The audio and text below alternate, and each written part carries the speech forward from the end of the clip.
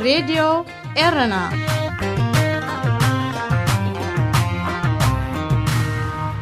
كبرات سمعتي راديو إيرنا خميك أنهم سحالف قدام حانت تقراويت حفتنا بزعبا سراويت إيرترا زتقصت حبريتا زملكت بزحات رئيتاتكم سديتكم لي نخلهم بلبي مسجن تساتفهم كتقصلوا دمالابو نلوم لما بزعبون مسوس تأساسرن قدات رئيتهم كهبوني سوات عدي ملخو كتكاتاتلوني بخبر أدمكم زي دنس راديو إيرنا طيري تخاطو يقل يغني ليكا كبرتي هبكا بمجمريا خبلوز دلي نهزب تقراي كم قربيت نحاول هزب زوري توزلو نهلكيتن عزيز هزنيو كم قربيت هزبها كندن صالون كم رحالون زبانا مخانو خصمرو دلي حجي زينا عودو خينات تقراي مولو عودو خينات نديزلو كم عودو خينات سمت زيناها كل جزء لكأنه وي جبوت زينا خسركب عشان يزخون حجي نتهم سبات تجارو يعوزلو كم زوري دنا ميتنا تقتلنا خلو تحسوا لهم كتبلهم سبعة ونزلوا ونايقولن انتهي جن استفعل عليه جن كاب عدو خينات زينا جن استفعل عليه من قدي جبوت سلك عشان يخوني زمالات أي تفتمن زي الكيت يلن نمبال يكونن تايدا ما يبحكي كفوت كوينم كم تنرد لنا بقول مرة خبيثات كابو زح تغيير سلزلو زرزراو دخنه ماني انتهي فتسمالو حساب كنده يزول نزع أكل كسب زي ترجعجة شو بتزخنا حبري تخرج واشجاري زبادو غينو بين عبد زي تجارو كم زول يتمنى كم زول كذا قاعدين تغطينا ولا خلوا حزننا تراي كنريوم يزقبا تمكلح زينا انت مزينا كم الكسبات بيترجع صوره كان اللعب او مع رحميديا شير ندبرنا خنقاو لما نمستكم يكون نعنا ونستكم يكون تجارون ابترس حركان كوس خلوا تزيكون زي يكون كم ميديا جن تليقو بتزول حبريتا او سيو لهزب خركافل قبو نجاري مغنياتو حدا نجار تصبوخ ونحماخون تتفتسيمو تعبيتي يترف كبهال دكال نجار يكونن سلازي تمكلو حس كم كخوون دلون تايو نايبا حاكيك سامو داتا بكل وغنات ترايو كاب كل وغن سميع خاطل أزبال زينا كغرب يتصاوعيد كخوون دلون بر أي غرب كبهال جن كوبو أي مثلا بوغني أتي أب زحات بتداغاغامي زقاتم دلو حجين تايو خمزناي تجارو يجبر بإرتراويان بدل وريدنا نزل الحسب كم دلو ناي مقبل بإرتراويان كأني بجكا وحدات تدبزح كا إرتراوهم أيجبرني الكاها أبتحد هرنعكين كاناي متبقي دلومه أبزخن تيريتها تبغى الله تي توتسعز بالدلو وجن كاب حرك عنديو قلقلون مشالو كالع علامة زلون كم نابنت كنت كسينا ناي تجري ميديا هاوس نتيلكا بحجز يكونوا على قديمون نابز بيفراز علمه ناي مبتان ناي مثلام زينا خمس رؤيو زخينو جن توم تسلامو حزب تجري كا قبي يقبرالو مالت هيكونن ولا تحزب جن تورن بعلو قليو كلاوي بغتا سمعيو عيبلني خابكسو سمعيو سلازبلكا بخفات يحسلو زي كونس زمت زولوك زينا لا تتصافع سلازمت قبول حبريتا ولا خير كب خيري بعلو خمس زولو انتم تقارون من قصقاس درويت زولو اسكايو فتسم كلون ابغزانا تعطينا نيرنا زول سلازلون كلاو زينا خوربولون كلون حبريتا تخكل كي بوصحوم نخيلي بوغننا انتخيدناها بوغن إيرتران كينا حقيا خلنا بمجمرا خن نستوعدول زلنا نحنا أبزي كيناتنا صال عمازي سياسة ثانية لن أبزي حقرنا أبزي عمتنا أبزي كيناتنا تينا لن حجي إذا غاباتنا نحنا أبزي لنا لو بعد حقر زفتسل ترايتنا بفوتسم كم زي قبر ميلنا كان محلا ينغلنينا كل زوات حبريتها خمزلو نقبلو تلكاها سون كم زغدي مزبلكو بنزع أكال زيادة تزاري كساب زوات بلك عزيز نفس وكذا زوات زينا كم زلو تخكلي وخنبلكا عشاقار خون خيلي حانت نقر كلاتنا كم ما خلاي مسامع جن زعود خيناتيو بجكا تي وتهدر زجبر مونغو سلامة بك دايك خاون مخانو دساعات نقر يكونن حجي تزرزر نتايو مدنع زليو جن تزرقحي تعينت تي أسكعك هاي بزغانا زولو ريبورت نايو حكي سابكم أسكع حكا حديو زرقحو أخنديو ماني بلقافة إيمو إلكا السو بنزاكال نات مرمرة زيادة نصر زغانا زينا خمس جن كلاتنا نسبيو نقريو كما أبنت كتاكس حجي أفت مجمرات زينا እቶም ናይ ኢትዮጵያ ወታደራት ብፍላይ ካብ ኣምሓራ ይገብርዎ ከም ዝነበሩ ኢንፋክት ኣብ ገለገለ ቦታታት ኤርትራውያን እኳ ደኣ ንተጋሩ ይከላኸሎም ከም ዝነበሩ ዝብል ዜናታት ይወፅእ ነይሩ። እሱ ጠፊኡ ሕጂ ብሙሉእ ኤርትራውያን ይገብርዎ ይበሃል ኣሎ። እዚ ናይ ዜና ሓበሬታ እዚ ኣነ እውን ካብ 3 ቦታ ከምዓ ሓበሬታ እያ ነይራኒ። ዜና እዚ ሕጂ ዋላ ሽፍቲ ምግባሩ ተፈጻሜታት ድዩ ተቀያይሩ ወይሲ ፖለቲካዊ መልክዕ እውን ኣለዎ። እዚ እውን ክጻር ዘለዎ ነገር ግን ኣብዛ ግዜ እዚኣ ግን እንታይ ከም ህዝቢ ግን እንታይ ካብቲ ብድዕ ዘረባ ክንቁጠብ ኣለና። ነቲ ህዝቢ ከዓ ተበዲለ ክብል ከሎ ክንዲ ኣይተበደልካን ሓስካኻ ንብሎ ብርግኣት ዝያዳ ዝተጻረየ ዜና ክንጽበይ ይግባእ ይብላነ። እቲ ስምብራቱ ኸ እንታይ ስምብራት ክህልዎ እዚ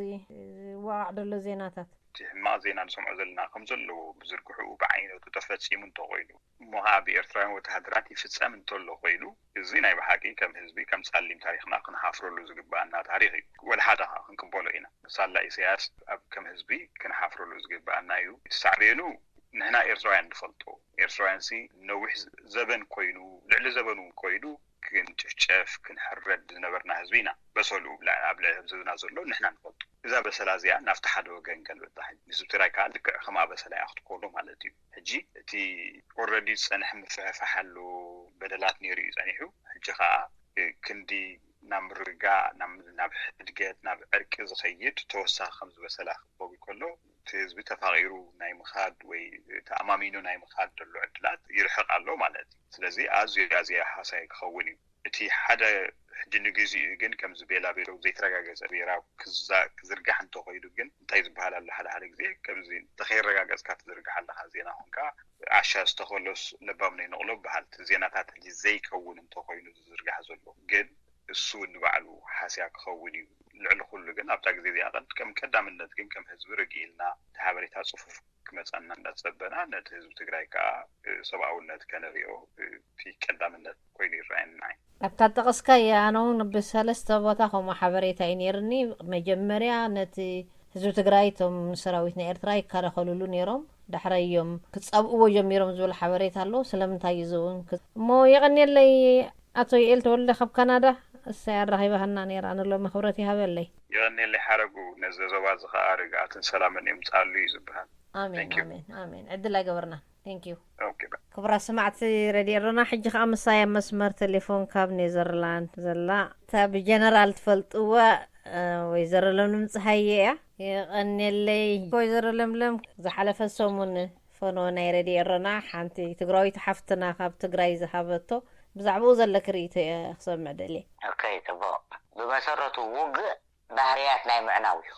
ውግእ ባህርያት ናይ ምብስባስ ሕብረተሰብ እዩ። ስለዚ ኣብ ውግእ ዝተገብረ ነገር መን ገይርዎ ብዘይገድስ እቲ ዝዋጋዕ ደሎ ሓይሊ ይድገብረ ኩሉ እዚ ባህርያት ናይ ውግእ እዩ። ኣነ ግን ኣብ ቁርብ ክሳይድ ገበረት ነገር ተላ ብፍላይ እታ ጥንሲ ክትሰድድ ሲ ንክትጎይ ኢላሲ ጥንሲ ሰዲዳ ኢልካስ ናብ ወታደር ኤርትራ ምልጋት ብጣዕሚ እዩ ኣሰንቢድኒ። ምክንያቱ እቲ ወታደር ኤርትራ ማሪኹ ኣብ ሆስፒታል ናይ ኤርትራ ወሲዱ ስደድዮ ዝቆልዓ ዝኣድልየክኒ ኣይበላን። ንክትጎይ ኢላ ዝገበረቶ ናታ ድልየትን ናታት ኣይድበሃልን ትኾነ ንክትጎይ ኢልካ ጥንሲ ትሰድድን ኢኻ ማለት ውግእ በኣና ዳሓለፈ እንዲ ውግእ ሲ ርኢናይ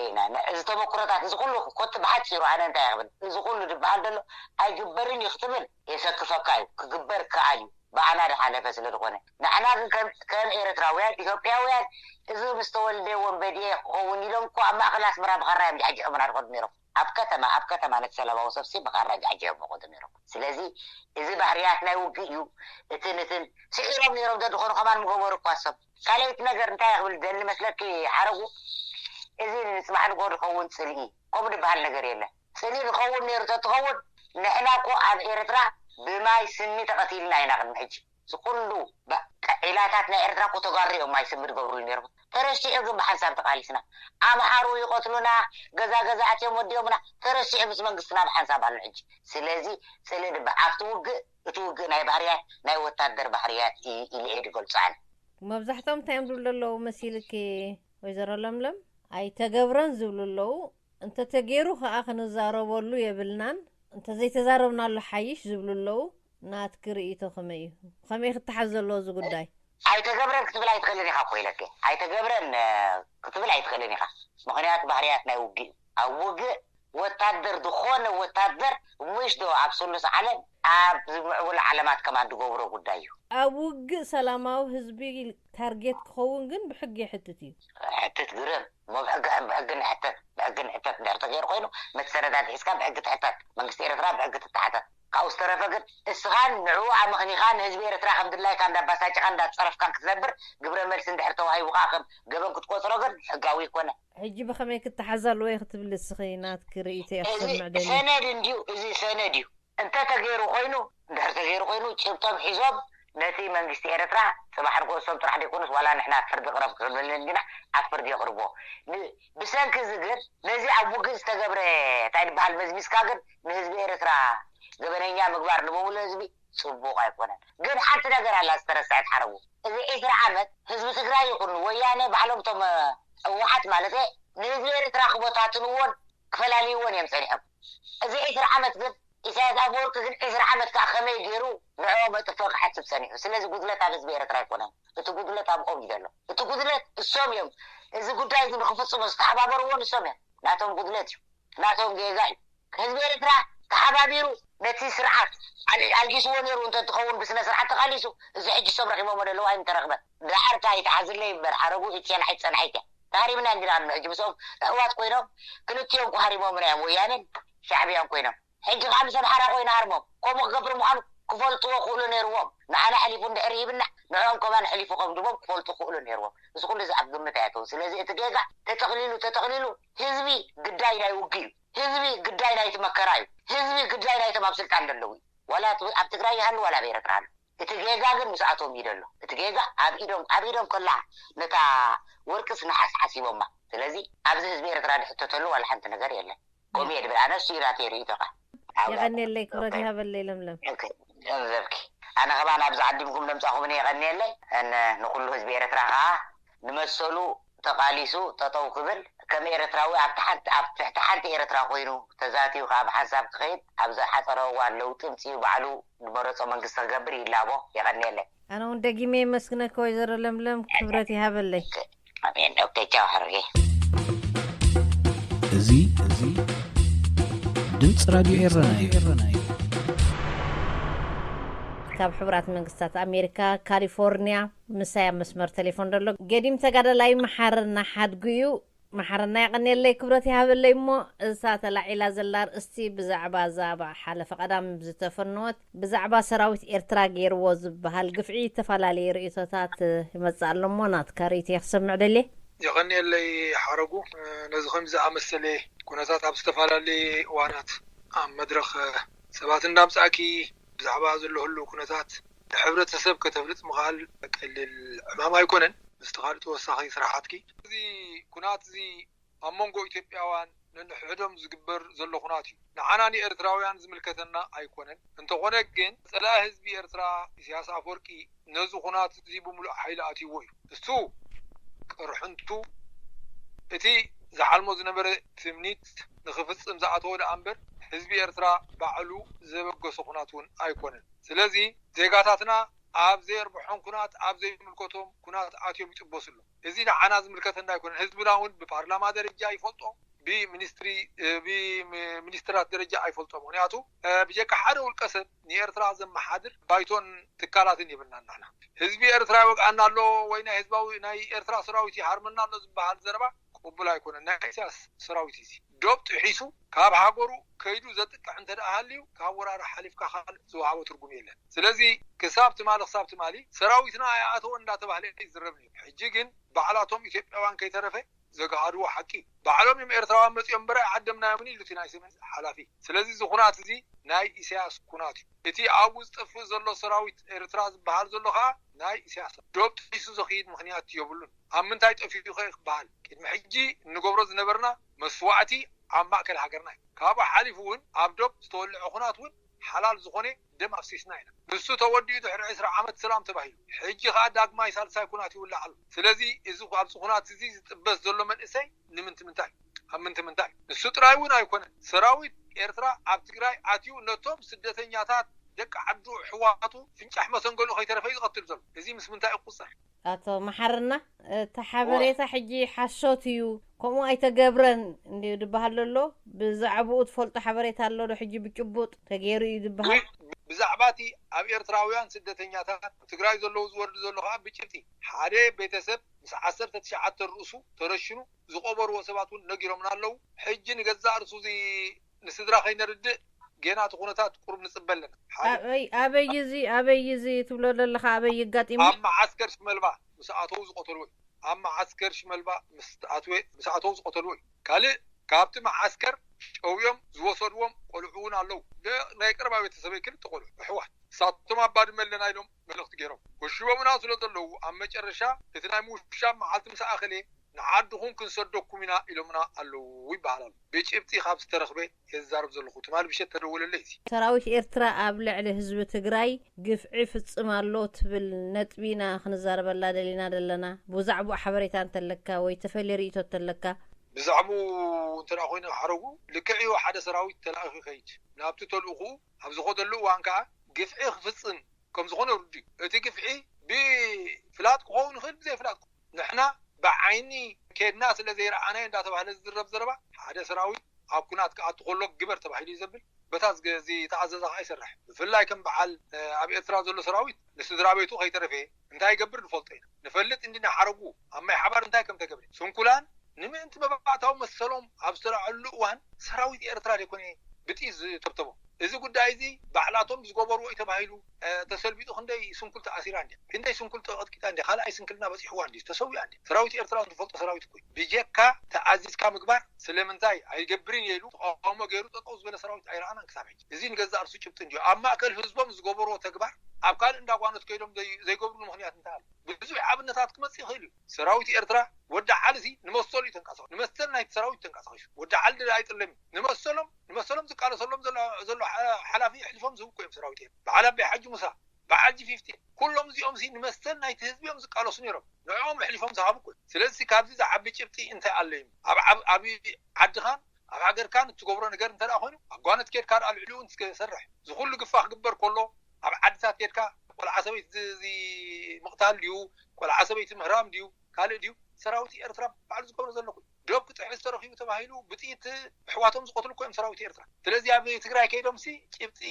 እንታይ ኣለኩም ተባሂሉ ዝሕተት ኣይመስለንን ኣለ ባህሪ ናይ ሰራዊት ኤርትራ ይፈልጡ የሱ ምናልባት እዚ ሕጂ ዘሎ ንዛረበሉ ዘለና ሰራዊት ብዛዕባ ንጹህነትን ካልኡን ኣይኮንና ንዛረብ ብዛዕባ ተኣዚዙ ዝገብሮ ኢና ንዛረብ እንተዘይፈፂምዎ ካብ ልዕሊ ዝወርድ ፀገማት እንታይ ከም ዝኾነ ንፈልጥ ስለዚ ኣብ ክልተ ሓዊ ተቐርቀረ ሰራዊት ክቆብሮ ይኽእል እዩ ብቅድሚት ሓዊ ብድሕሪት ሓዊ ስለዚ እቲ ኣብ ህዝቢ ትግራይ ዝወርድ ዘሎ መዓት ሕጂ ናይ ብሓቂ ዘስቆርቁረካ ናይ ብሓቂ ዝኹርኩ ሓካ እዩ እንተደኣ ናይ ቅብፀት ናይ ባፅዕ ንዛረባ ነርና ንሕና ከምዚ ሕጂ ንዕኦም ዝወርዶም ዘሎ ምስ ወረደና ኢና ንማረር ነርና ናይ በዓል ሽዕብ ናይ በዓል በሲድራ ናይ በዓል ዖና ናይ በዓል ወክድባ ናይ በዓል ዓዲ ብርሂም ናይ ኩሉ ናይ 67 ናይ 70 ናይ 75 ናይ 77 ናይ 78 ናይ ኩሉ ልክ እቲ ኣባና ዝወርድ ዝነበረ ግፍዒ ሕጁን ኣብ ትግራይ ወርድ ማዕልያ ዘሎ ቆልዓ ሰበይቲ ንሪኦ እንዲና ዘለና እዚ ኣብ 98 ናብ ኤርትራ ደጋጠመ ወያነ ኣትዮም ከለዉ ገይሮሞ ዝበሃል ግፍዒ ከተወዳድሮ ከለኻ ሰራዊት ናሲ ኣትዎን ካብ ዶባይ ሓለፈን ተባሂሉ ምእታው ምስ ተረጋገፀ ከዓ ዘይሕንኡ ይፈድዩ ተባሂሉ ተዘሪቡ ይዝረብ ከሎ ኣብዚ ምሳና ዘለዉ ምሳና ዘለዋ ዝዛረቡ እኩል ዘይሕንኡ ዝፈድየ ፅቡቅ ገበረ ይብለኻ ግን ሕነ ምፍድዳይ ዝድቅስ ነገር እውን የለን ሞት ይመፅእ በታ ሓደ ሞት ይመፅእ በታ ሓደ ኣብ መጨረሻ ብሽንግልነት ይዝዓርፍ ኣይበደሉናን ኣይኮኑን በዲሎምና እኮ 70,000 ሕዝብና ዝሓዛ ሓቢሎም ኣብ ዶብ ዝነበረ ህዝብና ሰንኪ ኩናት ተዛናቢሉ ዓመታቱን ፋሕፋሒሉ ተበዲልና ኢና ግን ኣብቲ 2018 ተገብረ ናይ ሰላም ጉዕዞ ናይ ህዝቢ ድሌት ሽዑ ከዓ ኣኸቲሙ ኪሉ ኩናት ወረኹናት ኣይንሰምዕና ኣይንርኢና እውን ዝብል ተስፋ እዩ ኣብ ህዝብና ሰፊን ነይሩ እዚ ሕጂ ዝመፅእ ዘሎ ህቦብላዊ ኩናት እዚ ሕጂ ዝመፅእ ዘሎ ፀገም ፅባሕ ንኮኺ ፍዳናቱ ክንርኢድና እንደል ዘለና ፍዳናቱ ድና ክንርኢ እንደል ዘለና ህዝቢ ኤርትራ ስለዚ ህዝቢ ኤርትራ ኢድ የብሉና ኣብዚ ኩናት እዚ ትግራዎት ኣሕዋትና እውን ነዚ ጉዳይ እዚ ክርድኡልናን ክፈልጡልናን ይግባእ ህዝብና በዛ ኣረመኔ ዝተገዲ ደቁ ኣበይ ከም ዝኸዱ ከምዘይፈልጥ ገይሩ ኣብ ገዛ ዓፅዩ ዝገብሮ ዘሎ ኩናት ሂትለር ዝገብሮ ነበረ ጀርመናውያን ኣይኮኑ ተሰኪሙ ሂትለር ከም ታሪክ ፀሊም ታሪክ ዘለዎ ርጉም ሰብ ምዃኑ ፋሽስት ምዃኑ ይፍለጥ ኢሳያስ ከዓ ከም ሓደ ፋሽስት ይፍለጥ ህዝቢ ኤርትራ ግን ኣብዚ ኩሉ ካብ መዋእል ጀሚሩ ብኡ ዝግፍዖ ዝነበረ ግፍዕታትን ገለ ሪኢኻሲ ህዝቢ ኤርትራ በዳላይ ይኮነ እዚ ሰብ እዚ ግን ኣብዘይ በደሉ ኣብዘይ ሽግሩ ኣብዘይ መንቀረቑሩ እንዳእተወ ንህዝቢ ኤርትራ ዛረብ እዩ ካብኡ ዝዓቢ ፀላኢ የብሉን ህዝቢ ኤርትራ ህዝቢ ትግራይ ከዓ እዚ ዓብይ ፀላኢ ናይ ኤርትራ እዩ ሰጊሩ እምበር ህዝቢ ኤርትራ ይሰጉ ህዝቢ ኤርትራ ምስኦም ይበክሉ ምስኦም ከዓ ኣሕዋትና ይጠቁ እዚ ድምፂ ራድዮ ኤረና እዩ ኣብዛ ተወሰነት ኣርእስትና ተራኺብና ንሎሚ ኣብ ኣኽኑዲና እሞ የቐኒለይ ክብረት ይሃበለይ ሕራይ ኣነስ እንታይ እምበልኩ ነይረኒ ህዝቢ ትግራይ ቁሩብ ምሕላፍ መልእኽቲ ከመሓላልፋ ዝደልያ ነገር ነይራ ሕራይ ዋና ናይ ዝኾናት እዚ ኢሳያስ ምዃኑ ገሊፀ ኣሕዋትና ጎረቤትና ህዝቢ ትግራይ ከዓ ይብደል ከም ዘሎ ንሪኦ ኣለና እዚ እዋን ሓላፋ እዩ ጸሊም ታሪክ ከዓ እዩ ዝምዝገብ ዘሎ ንህዝቢ ኤርትራ ግን ኣብዚ ጸሊም ታሪክ ኣይትእትዎ ክብሎም ይደሊ ምክንያቱ ንሕና ኣሕዋት ኢና ጎረባብቲ ኢና ከምታ ናይ 2018 ዝነበረት ታዝምድና ብፅቡቅ ክትቀፅል እያ ንብዓትና ብሓንሳብ ክፈስስ እዩ ተሓናኒቕና ክንሰዓዓም ኢና ብዛዕባ ዘሎ ኩነታት እዚ ንህዝቢ ትግራይ እንዳራሳሰንካ ክስተኦም ከምዚኦም ዝገብሩና ዘለዉ እንዳተባሃለ ንህዝቢ ኤርትራ እንተዓትሎም ዘይገበርሉ ናብ ቅርሕንቲ ዘእቱ ንህዝቦም ናብ ቅርሕንቲ ዘእቱ ጎስጓስ እንተዘይገበሩ ፅቡቅ ይመስል ምክንያቱ ንሕና እውን ከም ኤርትራውያን እቲ ናቶም ፀገም ይስማዓናን ንቆማስዑን ኣለና ምስኦም ከዓ ንበክለና ሞራል ንህቦም ኣለና ቃልስና ከምቲ ናይ ፍልስጤምን ናይ እስራኤልን ከይከውን ፅሊ ዝዓብለሎ ዝምድና ሃልዩ ንዘለዓለም ዘይቕስን ክኸውን የብሉን ንሕና ሕጂ ብዛ እዋን እዚኣ ብሓደ ደረጃ ኢና ንድቆስ ዘለና ቀተላይ ኤርትራውን እንተዳ ኮይኑ ኣብኣውን ይቕተል ኣሎ ናይ ኢሳያስ ዕላማ ክትግብር ክብል ኣብኣ ታጢብ ትረኽቦ ንጎዳ ኣለና ስድራ ቤት ንሕና ንጎዳ ኣለና ንሳቶም ይጎድና ኣሎ ስለዚ ብኩሉ ኣይጠዓመናን ኩሉ ኣይተጣዓመን ጉዳይ ስለዚ ንሕና ናይ ፅልኢ መንፈስ ኣርሒቕና ባህግና ይሰላም ምስኪን ይቐኒየለይ ዓረቡ ኣቶ መሓረና يغنيلي كبرتي هابلي ثانك يو عروه عبدي كبرات سمعت راديو رنا حجه خامساي مسمر تليفون دلو خاب حورات منكسات امريكا اريزونا انجينير تسفاي كبروميو انجينير تسفاي يغنيلي كبرتي هابلي نمجمر تاوانينا نرخب دلنا نلو مغن بزحان ترسينا ترخيبنا دلنا بخالق نتمويا خاز ملكتن كالن ارستي داغم كنرخبينا ابزا تلعيلا زلار زلا كاريتو يخسمع دلي بقدامنا راديو أرنا نتدقبركم لعدما يخبر كاو قصيرها عبتي تلعيل زنبري زت تدقبر كي مسحنتي تقراويتي مالتيو كستايو أبزد حلفة تاريخنا حزب إيرترا من البعض I don't know 20 قلن عامتات مبزحتو نسمعو زنبرنا ناي تلمت ناي كحدت حاسوت ولا بز ميديا ونريو نبر حجسا زا سبزي أخاني كاو فليز بلي أيكونن مالستي كمانا خدوخيو دبل كأب سمعتنا بوليتيكا أتيا تزاربو وينا أستوعلني حجنتا يسب نحرك الصالي أب مثلال أب حاسد نحرت تسميدو ولا تدقات أمزلو حق إنه تفتعملو يشجركاي سلازم نحنا 10 كيلومتر رحنا لنا خاو من البعض كم مستزلوهم كم تتبلد نبرت إنترنت يلون ده قلت وجن قلة مليقو يمس نريو لنا بز ميديا مالت سلاز إذن دارينا تزاربو ولا تميديا تمس نايكال نايك محجز نبرة فيديوهات قراري سكاديو كاب كال مالست كل زجبر تريو كتأمنس يشجركاي أي بحق غاني تسراوي إثيوبيا I think مقالة آتيلو مقالة خلص سراوي نايبلو تهزب الزارب إزياقن ولا بتزار 4-5 سفينات تحزبتي بسمعت آتي قاب بوليتيكات الزارب نيران برناي بحق أنا قاب تدلات تزارباس كأمنو زخل أشجاري زاربو نبر زارباس بسمعت آتي خمانا خد دحرو قلملد سي انتهى مصوتات اللواء ونتات ناتع ليلات رأي أو تتعطو تزاربا من البعض قرب كتبلت الجن قرب سمعت وثيقات للزارب سلاز نبرد مستقال نريو زلنا نابز ميديا ولا تحلف تاريخ كله دارقا كتأمنس يشجرك أنا ناتي تعزبت سي اللكاري تخونتات كما يكايد اللو أبز محور ميدياتات بزحيخات نتفمو انتاي كالي تأمنو حبريتا خير رخيبك بزعبات وق حبريتا نحنا بوقنا نرخبو أب سراوت إيرترا أب تجراي عتيو دي عطون زين أنا خمسة شفاي توعل أب سعود عرب مستفرمات قداي أو تودي نحنا قاقم حزب إيرترا ولا سراوت إيرترا أن عالم حقت يحسي يكون تجراي عتيو دلو انتاي دا أب تجراي زلو حدا قجلة حزب إيرترا نزد حالة إسران قلن عمتات دساقية مالتي نعو خطفو يلو آتيو توعل كا مونغو دكتور آبين مونغو سياسن تفرمين نمرق لهم هاي نمرق لهم بزي قدس بمسرة وعلي مبر على ما حقت يحسهم أيكون النظام سراوت جماعة سراوت إيرترا بتزو وهابو تزاز بتدل حركات تسوبت إيرو دلو نايت أدتها ديو حجراو دحنا ديو كال كل سبتمبر كيخو جبر أنت دي جبر كياقة نفس خط ورد كامل كم تزاز لزغني تقراوت زحق زفلت ويمي قلنا زحق زحيدهم زبي سراوت إيرترا أبقفعي تسميدو بقى دس الوزير جبر زلو نجرجرم كقربو دلي سراوت أنا 5 شفاي أو آتيو تجبر دول السرحين وعلم مبزحتهم كم زبلوا زب حبريتا حفش أو فلت توعل تفرم خاص إن كان جزا خصاتي يكون فريمامو علامة فريمامو شعوينا نحن حزننا ودينا سم قلنا عم حديثوا مالت مالك سلازي تجبره بزح ጭብጥታት ዝነትን ክትሪእሉ ኢልካ ትጽበየ ነገር ኣይኮነን ትወጽእ ዘሎ ብዘይ ማሕበራዊ ሚድያ ከዓ ንሪኦ ኣለና ገለገለ ቪድዮታት ሰራዊት ናይ ኤርትራ ምስታንክታቱ በካዳድኖም ብኩሉ ንሪኦ ኣለና ሕጂ ሱ ንዓይፅም ተስፋ ኣይገርመንን እዩ ምክንያቱ እቲ ዝተገብረ ውዕላት ብዕላማ ስለ ዝኾነ እቲ ዕላማ ከዓ ነቲ ስርዓት ወያነ ንምጥፋእ ስርዓት ወያነ ከዓ ንህዝቢ ኤርትራ ጠስሚ ይኮነን ለኺና ኣብዚ ሓለፈ 20 ገለን ዓመታት ኣብ ዘይንፈልጦ ሽግር እዩ መብዛሕትኡ ህዝቢ ኤርትራ ከም ዝስደድ ኣብዚ ኩሉ መከራ ዘውረዱና ሰም ስለዚ ነቲ ቀዳማይ ፀላ ህዝቢ ኤርትራ ዝበሃል ንምጥፋእ የስ ኣትዮም ትድስራሕ ሰሪሖም ማለት እቲ ግፍዒ ኣብ ሰላማዊ ህዝቢ ግን ናይ ኣምነሉን ኢኻ ትብል ዘለኻ ኣብ ሰላማዊ ትእዛዝ ካብ ላዕሊ ዝመጽእ ዘሎ ኢሳያስ ሓወሚ ወተንቤን ሓወም ስለዚ ትእዛዝ ዝመጽእ ክግበር ይኽእል ክግበር እውን ኣይክእልን ግን ካብቲ ሳክ ትብሎ ነበረ ዘረባ ኣነ ከም ተስፋይ እቲ ዝነበረ ኩነታት ጥራይ ከይኣክል ካብኡ ሓሊፋ ከማና ድሕሪት ክትምለሱ ገለገለ ዝብል ዘረባ እሱ ሕጂ ፖለቲካ ሕጂ ትካልእ ትብሎ ነበረ ትሕሶ ዘረባ እቲ ከምኡ ዓይነት ቃላት ዝወሰኸቶ ንባዕሉ ኣፍኪስዎ ነቲ ተብፆ ነበረ ሕጂ ሓቂ ክኸውን ይኽእል ሓሶት ክኸውን ይኽእል ኣነ ውኡ ነበርኩ ካብቲ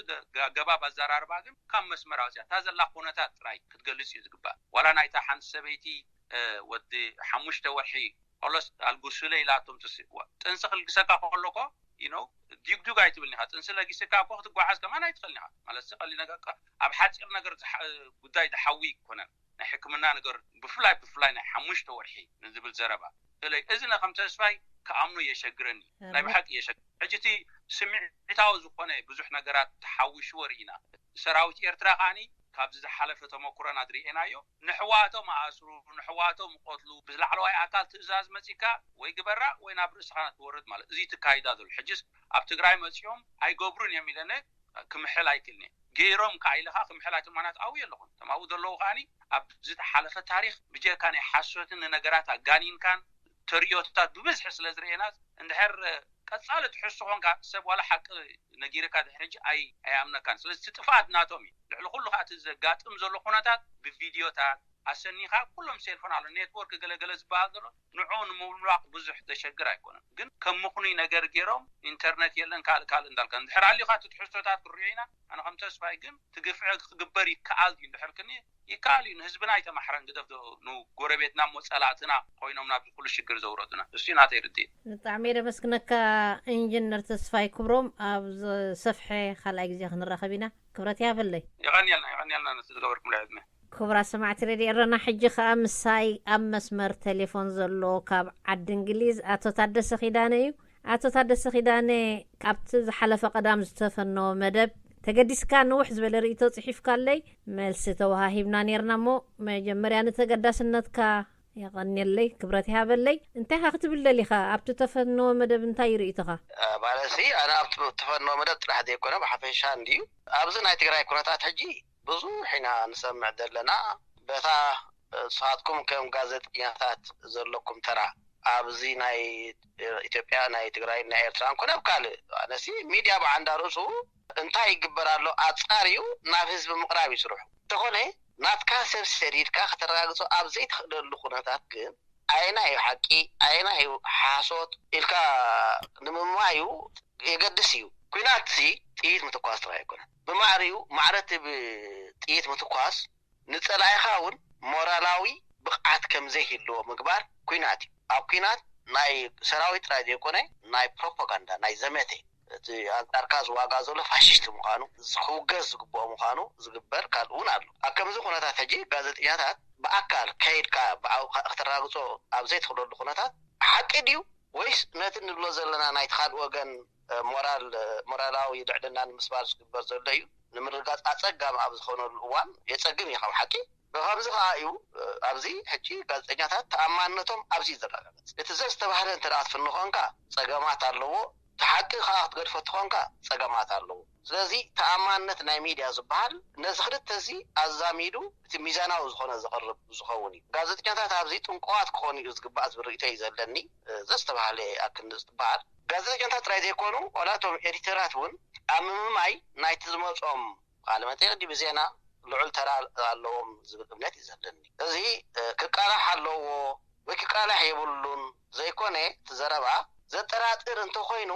ኣብቲ ቦታ ብዘይ ዋዕሉ ሰባት ከዓ ዝተረኽ እንተሓድዩ ዛባሞ ዝተዛረብኩማ ሰበይቲ እዚ ኢሎሞ እያ ትብል ነይራ ሰብ እንድሕር ሓሪቑ ከዓ ይውስኸሉ እዩ ድሓርካ ኣብቲ ህዝቢ ትግራይ ሎሚ ከም ሓቂ ተርኢና ከምዚ ናይ ሒነ ምፍዳይ ስምዒት ኣሎ ኣብቲ ህዝቢ ነድሪ ኣሎ ኣብቲ ህዝቢ ኣብ ከምዚ እዋን ሕጂ ኩሉ ዝተባሃለ ከም ዝተባሃለ እዩ ዝኸይድ ዋላ ፈጠራ ድዩ ዋላ ሓቂ ድዩ ኩሉ ፅልካ ትቕበሎ ስለዚ ኣብ ከምዚ እዋን ንኩሉ ዝተባሃለ ከም ሓቂ ከተወርዮ ናይታ ሚድያ ናይታ ሬድዮ ንበላ ካል ናታ ተራ ልዑል እዩ ኣብዚ ሕጂ እንታይ እዩ እቲ ክስታይ ብወገነይ ሓቂ ክንገር ኣለዎ እየ ዝብል ኣነ ሓቂ ክንገር ኣለዎ ግን ሓቂ ኢልካ ሓሶት እንተተሪኽካ ሎሚ ፅባሕ እሞት ሎሚ ዝበልካ ሓሶት እንተኮይኑ ነቲ ትካልካ ተሓፍር ኢኻ ስለዚ ካብ ዘይተኣመመንካ ሎሞ ፅባሕ ንግሆ ዘጠራጥረካ ዜና እንድሕር ኣልዩ ኣብ ክንዲ ምዝርግሑ ግዜ ሂብካ ኣፃሪኻ ምቅልሑ ይሓይሽ ዝብል እምነት እዩ ዘለኒ ከም ኣብነት ጠቂስክያ ዘለኻ ናይ ዝሓለፈ ሓወበይ ተቐቲልኒ ኣትብል ነይራ ብጭቡጥካ ክረኽበኩም እየ ኢንተርኔት ምስ ተጀመረ ትብል ነይራ ንከምዚ ዓይነት ኣነ ሓወበይ ተቐቲልኒ እኽልና ከይደ ከለኹ ዝብለካ ሰብሲ ኖ እቲ እኽሊ ዘኸይድ ሰብ ከድና ኣብኡ ከድና ክሳብ ዘየረጋገፅናዮ ክትብል ይከኣል ድዩ ሓቂ ክነግረኪ ኣብ 98 ኣብ ከተሻፊ ሰራዊት ይወደቅ ናብ ውሽጢ ምልክ ኤርትራ እዩ ኣነ መንፈራ ነይረ ሓደ ዝተነገረና ሽዑ ሰራዊት ወያኔ ኣብዘ ዝኣተዎ ኣዋልድ ይዕምፅ ኣሎ ኩለን ዘናዋልድ ዝኣተወን ዘሎ ኣዋልድ ኩለን ተዓሚፀን ይምፀን ኣሎ ወዲ ዝተባሃለኻ ወላ ወዲ ዓመት ይኹን ወላ ወዲ 2 ዓመት ይቆትልዎም ኣሎ ዝተባሃለ ኣሚናዮ ፍራንክ ብሽዑ ተተሓተና ኣነ ሓደ ጋዜጠኛ ተተሓተኒ እዚኣ ከም ሓንቲ ጭብጥ ገይረ ምትነብር ምክንያቱ ምስቲ ዝነበረ ናይ ኩናት ሃዋሁ ምስ ፅልኢ ኣሎ ብሱ ዝኸይድ ሕጂ ዝተባሃለ ዋላ ፋብሪኬት ዝኾነ ድዩ ሓቂ ድዩ ከም ዘለዎ ካትፍኑ ሕጂ ኣብዚ እየ ዝዛረብ ዘለኹ ኣነ እቲ ኣብ ገለገለ ዘጠራጥር ነገር ኣብ ጭቡጥ እዩ እንታይ መኸውላ ሎሚ እኮ ትግራይ ኮምስ ኤርትራ ኣብ ኩናት እዮም ዘለዉ ስለዚ ዝኾነ ኤርትራ ጌራቶ ዝበሃል ፀላኢ ከምቲ ቀደም ደርጊ ገይርዎን ዝበሃል ኣብዚ ናይ ቀደም ከምኡ ኣነ ህዝቢ ትግራይ ክብደል ኣለዎ ይብል ኣለዎ ህዝቢ ትግራይ ክብደል የብሉን ስለምንታይ ይብደል ሰብ ክቅተል የብሉን ስለምንታይ ይቅተል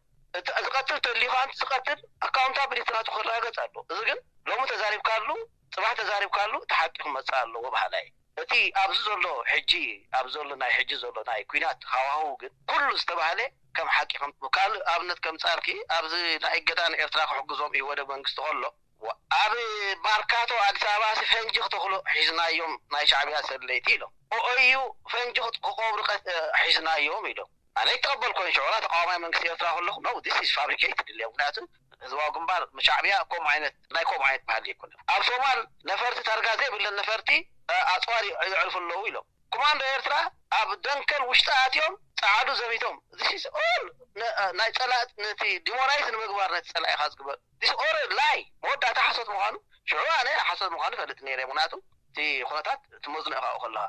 እዚ ኣብ ኩናት እንተለኻ ነቲ ኣንጻርካ ዘሎ ፀላኢ ዲሞራይዝ ንምግባር ዘይትገብሮ ነገር የለን ዘይበሃል ነገር የለን ፕሮብለም ዘ4 ዝበልኩ ነጥብታት እንጂ ብዙሓት ኤርትራውያን ይኣምንዎን እዮም ኣነ ፍሮም ዴይ ዋን ኣሚነ ኣይፈልጥን ኣብ መወዳእታ ከዓ ይወደግ ምስ ወደቀ ሓቂ ሓሶት ምዃኑ ኩሎም ኢትዮጵያውያን መስኪሮም ኣብቲ ቦታት ግን ፀላኢኻ ዲሞራይዝ ንምግባር ዘይግበር ነገር የለን ኣነ ዝብልካ ቅብል ከለኹ ግን ፍራንክ ነግረኪ ኣብ ትግራይ ሰብ ኣይተቐትለን ይብል ኣለኹ እዚኣ ኮንኩን ዝብል ዘለኹ ግን እንታይ ዝብል ዘለኹ ብሓፈሽኡ ነግረኪ ብዛዕባ ናይ ሰራዊት ናይ ኤርትራ ኣብ ትግራይ ምእታው ሪተይ ሓቂ ክዛረብ ንዓይ ትስምዓኒ እቲ ምእታው ፖለቲካዊ እንተነይሩ ሰላማዊ ህዝቢ ዘባሳበሰሉ ምክንያት ኣይነበሮን ናብ ሰላማዊ ህዝቢ ዘስግር ነገር የብሉን ሕጂ እውን ምንቲ ንሰምዖ ዘለና ጥራይ ደይኮነ መንእሰያት ኤርትራ ኣብ ትግራይ ዋላ ሓደ መንእሰይ ክሞተና ስለዘይብሉ ሰራዊት ኤርትራ ኣብ ዘይመረቱ ክመውት የብሉን ክወፅእ ኣሎ ናተይ ርኢትኹም እዩ እንታይ ገደሸና ኣብ ዘይመረትና ንመውት ንዖም ከይንቆትሎም እንተይኮነሲ መንእሰያትና ክንምንታይ ሞተው ሲመርገፂ ብዛዕባ ዝስማዕ ዘሎ ግፍዕን ዘረፋን ዝበሃል ግን ኣብ ክልተ መቂለ እየ ትርእዩ ኣብ ኩናት ከምቲ ዓንተቦ ዝበልኩኺ ጥቂት ጥራሕ ደይኮነ ትኮስ ናይ ሞራላዊ ልዕሊ ናይ ፀላኢኻ እውን ንዕኡ ንምስባር ፋብሪኬት እንዳግበርካ ይዘደዩ ንእሽቶ ነገር ሓበሬታ ራይብካ ንዓ ብሚትር ርሒካ ዝርግሖ እዚ ኣብ ኩሉ ዓለም ዘሎ እዩ ንዕኡ ዝመስል ነገር እናምፅኻ ትዝርግሕኻ ኣነ ከምኡ እዩ ናይ ትግራይ ይብል ኣለኹ ግን ባህሪ ናይ ኩናት የዛረብ ጀነራል የዛረብ ዘሎ እዚኣ ኣብዚ ናይ ኩነታት ከለኻ ከዓ ሓቅነት ክተፃሪ ኮነ ክትፈርድ ዘፀግም ኩሉ ግዜ ኣብ ናይ ኩነታት እንተሊኻ እዚ ሓቂ እዩ እዚ ሓሶት እዩ ኢልካ ክትፈርድ ኣዝዩ የፀግም ስለዚ ደጋጊመ ዝገልፃ እዚ ኣብ ትግራይ ዝግበር ዘሎ ኩሉ ሓቂ እዩ ክብል ኣይክእልኒ ኩሉ ሓሶት እዩ ክብል ኣይክእልኒ የፀግመኒ ናይ ምክንያቱ እቲ ባህሪ ናይ ኩናት ቦም ስለ ዝኾነ የዛረብ ዘሎ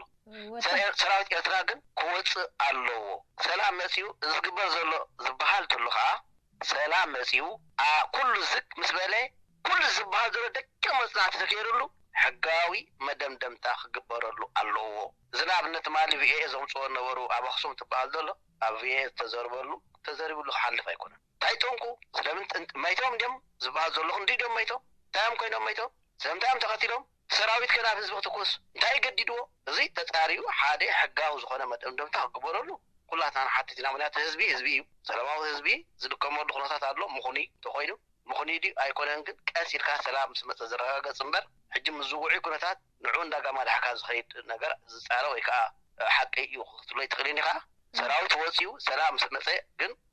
ክፃረሎ ሰራዊትና ከዓ ካብቲ ቦታ ክእለ ኣለዎ ደቅና እኩሞት የብሎም أقدم أبلنا خنزارب كلناس وتهدر كوا خسر جزء يقولون يلكان نير كمون تاي مالت كايو أتتحدثه. أنا وتهدر تقدلاي شيء وتهدر مالتي. معسكر كدم سكر لها وجنبار كدم سكر لها. نسخة تدم سكر معسكر أبجوبا رايتهم تفتشهم دلها وتهدرات سرحكا شجارة غلط وستغيلها أسكارات وستغيلها. تنبرتكن أين أتكاني جديد كيا هتخيل. مغنياتو كير ما هتصلالو دد هتصلا هتخيط ولا تماسكن تلمسس كايون ردات كيمص ناب كال برها هتخيد امبر غزي يلكا كسر 3 متر تشكيمكا امو بومبا بليلو كالا بليلو النسخاس دستو دست خسر كشكم وتادر زي يخيل قال لك هذه عقد لك هذه وتادرات كوينا نيرنا كلاتنا هجي انا ارتراوين ايسرونا وتادر كن ناي مسراق عقمي وني يقول هذا وتادر ارترا تي تشين اوف كوماند از جيتريل تترات وتادرات تحت زلو أيكون من كهالعد أكيد دحرك أبناء تلا توري خانكاسي 330 ديجري جزء من بعلو لا تكايكون تلاقي خاصة أو زلها وراري تلاقي خات حسب أكم زخو نتاد يد أها خطر بزحت اللمبر مانكا ود مانكا سريكا هتكيد توم تصور كنت اليوم نبات توم كفلتات بصراحة نعوزن قصاوسو أيسر كوني وأيبيدني يعني محلني وتادر تي زخيد وتادر إترا زبان أكم زي كوافر يخيل تلكني أنا خم وتقدر كريه الله ممزانو خبدني دحركا هراي كارتو وتيها طوف كيد كلها تلاقي كان خبر كالي أبتقرأي كن طوف كيد أيتخليني خا مغنياتو توري نات كاي كونن توري أبنا إنمي توري هذا لا تسبب مولو صناعي خا كنت كاي طوف بخلتها بسلسلة مخادون يلا وتقدر أكم زعم سنة أنا مالت أيتقبرني بدي الله حادث 300 تحاسد وتقدر مو 330 بصلات ولا تتصلا يخاون جلبيا حزدي ولا سر برقي عطو خمصكا زغل مخان دا ودتكا اكم زخنتات اقعو لدخت شكم تخيلي خان توينو انا سراويت اكم زاتي مثلا حكي سراويت يرترا ايتعلمن كاب هاجركا وصاي ابناي صلاي توري اتيخا ابايكان سنايكان كبي كاتمزن بزو تعلم خوينو اي مثلا مداتو مجمرتام تزاوي ببحرين ايت وتادر كده قالوغن زغل زبحان يخبدني يقبله እዚ ማለት ግን እቶም ማካይን ሒዞም ዝኣቱ ናይ መምሕዳራት ክፍልታት ናይ ቴክኒክ ኢላታት ከምኡ ኣይጎብርዮም ክብል ኣይክእልን እየ ሕጂ ብሓፈሻት ተገይሩ ዝበሃል ዘሎ ብሙሉእ ሓቂ ክብሎ ከብደኒ እዩ ከምቲ ዓንተዎ ዝበልናዮ ኣብ ኩናት እውን ሞራላዊ ልዕልነት ንምሓዝ ዝግበር ነገር ኣሎ ኩሉ ሓሶት ይኽብሎ እውን ከብደኒ እዩ እዚኣ ግን እንታይ እየ ዝብል ኣነ ሰራዊት ወፂኡ ሰላም ምስ መፀ እቲ ጉዳይ ደቂ ሓደ ብሓደ የገድሰናይ ንሕና እውን ትግራይሲ ሓንቲ ሩባ ኣትፈልየና ስለዚ ተገይሩ ዝበሃል ቅትለት ሓደ ብሓደ ተጻሪዩ ኣካውንታብሊቲ ወይ ከዓ ሕጋዊ ስጉም ትቆሰ ዘሎ ብጠልብ እዚ ሕጂ ዝበሃል ዘሎ ወፈያ ግን ዘረባ ግን ከምቲ ዓንተዎ ዝበልኩ መንደፈራ ከሎ ኣነሲ ኩሉ ሰራዊት ወደቅ ቆልዓ ቀትላሎ ወዲ ዓመት ወራኹን ወዲ ዝኾነ እንዳቀተለ ከዱ ኣለዉ ከምኡ ሽዑ ኣሚነዮም ሕጂ ቶም ተጋሩ ነዚ ኣምኑ ልሞናት እንታይ ካብንዎ ኣለዎ ተገይሩ እዩ ተገብረን ግን I don't know. ስለዚህ እንታይ ዘለኹ ኣይተሃወኹ እየ ዘለኹ ሕጂ ነቲ ኣብቲ ምዝራብ ክልተ ግዜ ሕሰቡ የቀኒለ ያተታደሰ ከምቲ ቡልቅ ተዘረብናዮን ሕጂ እውን ዝደገም ካለይን ንዓኻ ይኹን ነቶም ካልኦት ብዛዕባ እዚ ኣነ ዘርጋሕኩ ሓበሬታ ሕቶታት ዘለኩም ከምቲ ታባሃሊቱ ከራኽበክ ክኽእል እየ ዝበለቶ ፎሎ ኣፕ ገይረ ሓቅን ሓሶቱን ናይቲ ዝተዘርግሐ ሓበሬታ ዳግም ከምፃልኩም ከዓ ኣነ መብፃዓቱ ቀኒልና ጽቡቕ ድሓን ነኖ ትስተገብረ ኣጻሪኻ ዝረብ ተኾይኑ ጽቡቕ ኣነ ትጸልእ ዘለኹ ግን ፍራንኮ ነግረካ ሃረጉ ኣብዚ ኩናት ክጅምር ከሎሲ ናይ ዕራቅ ነፈርቲ ዝተቃጸላ ወያኔ ኣቃጺልናየን ናይ ኣቢሎም ይዝርግሑ ነይሮም ናይ ቀደም እዚ ዲጂታል ናይ ወያኔ ሓያላት ይመከም ስለዚ ኣብኡ ምትንቃዕ ከድልየና እዩ እቲ ኣድህቦ እቲ ኣብ መንጎ ክልቲኡ ህዝብታት حاول خي يقول حقي نجيرنا نتهزبس أبنور زمدنا نملاسيو كي حبابنا الساعة أنا تيري تومو يغني لي كبرتي هذا اللي دقيمي مسجنك غني لي هارو ثانك يو راديو إيرنا نازا دمت إرتراويان راديو إيرنا نازا دمت إرتراويان